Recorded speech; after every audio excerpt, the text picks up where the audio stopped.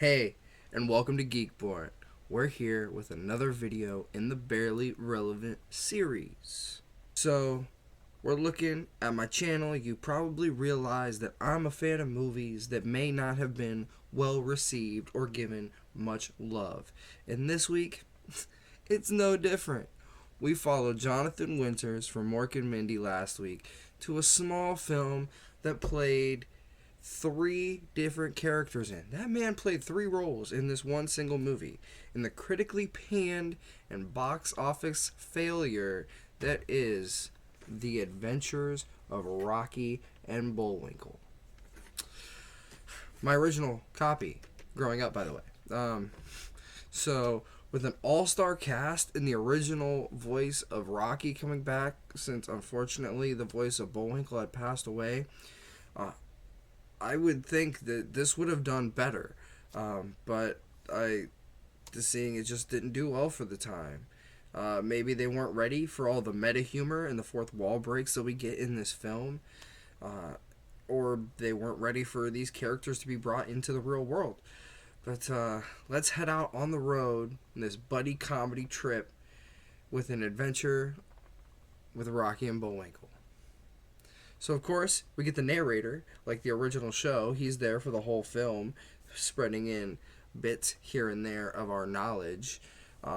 He tells us how things have gone since the show has gone off the air in 1964, making it clear that this is a continuation of the original series. That this is, it's still the original thing.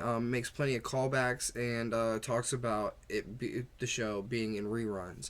The cartoon town that they lived in is in ruins, and the forest is completely chopped down. Rocky and Bullwinkle are broke, only getting little money, and Rocky doesn't fly anymore as a flying squirrel. We see the villains who end up tunneling to Hollywood and into the TV of an executive producer at a film studio, and they tell her about the show, and they get her to sign a contract. I can't sign a contract that'll help 3 ruthless villains take over the world. I just can't. Why not? My pen's out of ink. Use mine. Okay. And then, through the miracle of computer-generated digital technology, Minnie reached into the television set and signed the contract. Whenever she pulls them out, the contract, they're attached to the project. And Hey, how did that happen? We are attached to the project. they end up getting pulled into the real world from the TV. So Rocky and Bullwinkle decide they're going to try to head to the White House to go talk about the trees.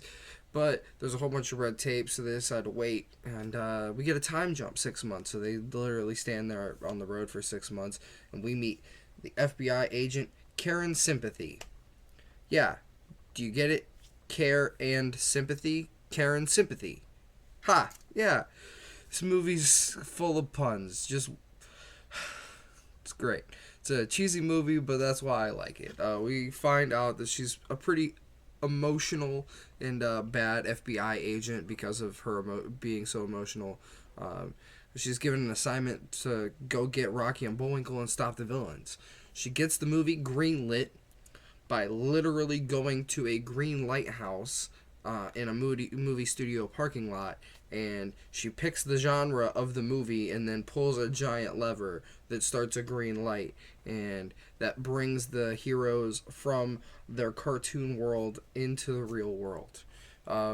This is a super meta film. I think we're on the wrong show. Look how well they drew that girl. That's probably why, as an adult, 20 plus years later, I love meta comedy and fourth wall breaks. God, I miss cocaine. Her. Fourth wall break inside a fourth wall break. That's like 16 walls.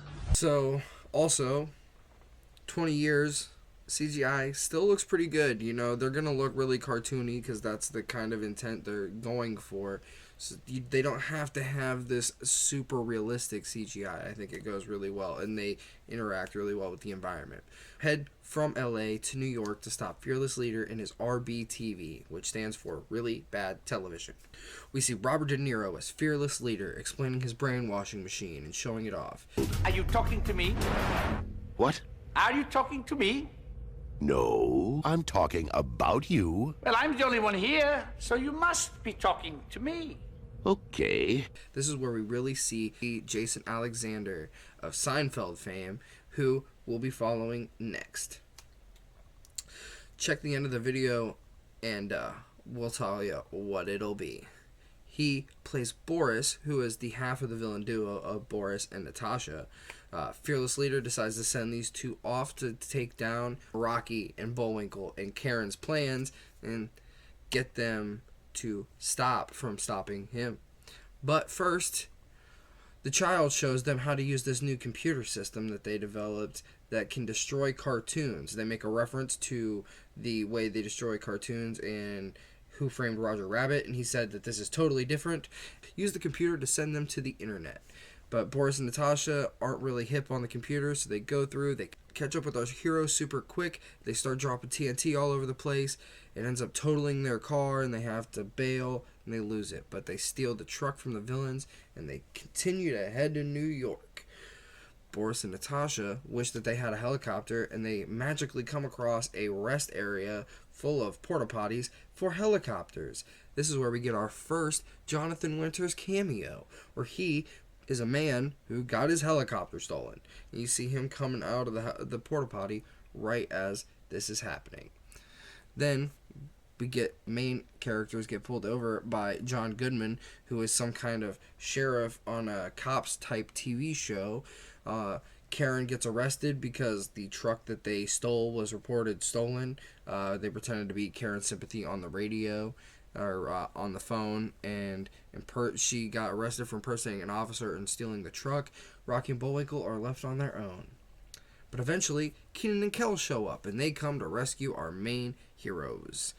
They end up at the same college that Bullwinkle went to, which has been a real college since the show went into reruns.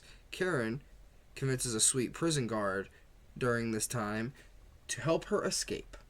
Boris is going to use the computer system to destroy Bullwinkle during this speech that he's giving at the college. Rocky sees that this is happening and decides that he's got to take action and fly. He does so, he knocks the computer away, saving Bullwinkle, but the flying didn't go as well as he had planned, and he decides he's not going to try doing that again. Kenan and Kel give a nice goodbye and decide that they're going to give the heroes their car, which Bullwinkle drives and crashes immediately. But it's still drivable, so they end up heading off. Karen leaves the nice prison guard who is buying movie tickets that she was supposed to go with him to, and heads off to try to find Rocky and Bullwinkle.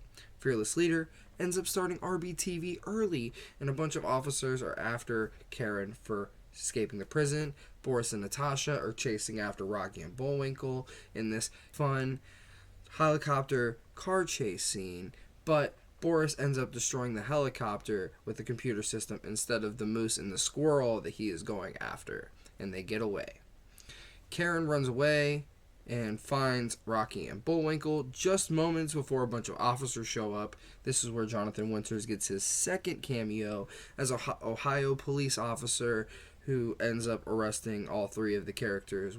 They end up going to court in Ohio. The judge's name ends up being Judge Cameo because, of course, the judge is none other than Whoopi Goldberg.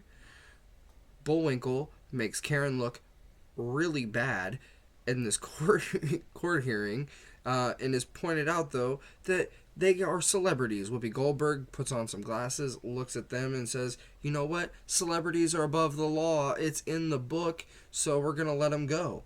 Our heroes end up leaving, but they wish they had an airplane. But, of course, they come across an older farmer, you know who it's played by. You guessed it, it's our third Jonathan Winters cameo, and he happens to be selling old, cheap airplanes just in the nick of time so they can escape from Boris and Natasha. The plane doesn't seem to want to leave the ground. Hey, y'all can't get in there. She won't hold the weight. On to getting really close to being caught, but ends up taking off just in time. But at that very moment, Boris and Natasha's rental agreement suddenly expired, and they were immediately blockaded by the dedicated agents of the cheapo rent-a-car company. And they head to New York City. Boris and Natasha are deciding to quit as Fearless Leader calls them, and Natasha lies, saying that they killed Moose and Squirrel, and he sends a jet so they can go celebrate and continue his RBTV plan. The plane needs to lose weight while they're trying to get to New York. Karen ends up falling out when she was trying to get down. Rocky ends up flying, of course, and saves her. They separately go off. Bullwinkle is supposed to head to New York in the plane while Rocky flies Karen there. Karen and Rocky get to Bullwinkle to find that everyone is zombified by the RBTV, and Bullwinkle nowhere to be found. Karen and Rocky end up breaking into RBTV. They barge in on the villains singing their national anthem for Pottsylvania, and they're caught pretty quickly. Bullwinkle managed to pass over New York completely and made it all the way to the White House. He gets email to Karen in New York just in time. The broadcast has already started, but Bullwinkle rescues Rocky and Karen in time to stop the machine and get the people to turn their TVs off. Fearless leader Boris and Natasha end up being sent into the internet with the computer system that destroys the cartoons, and Karen uses a comically large mallet to destroy the brainwashing machine.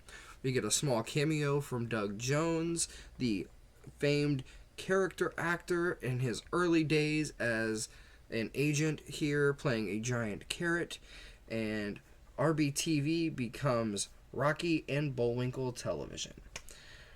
Karen finally had a good mission. She says goodbye to the heroes, and she goes to the movies to see the guard that she left there. He's been waiting this whole time, sitting on the sidewalk, hoping she'd show up. They go and see the Rocky and Bullwinkle movie.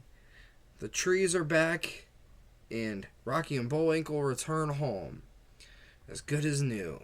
This has been a fun romp, and it definitely feels like a product of the 90s coming out in 2000. But I think that's part of the cheesy fourth wall breaking charm of this meta comedy, fun piece of, I love it. It's a fun popcorn movie for, you and the whole family. It's on Peacock for free right now. I suggest going and checking it out.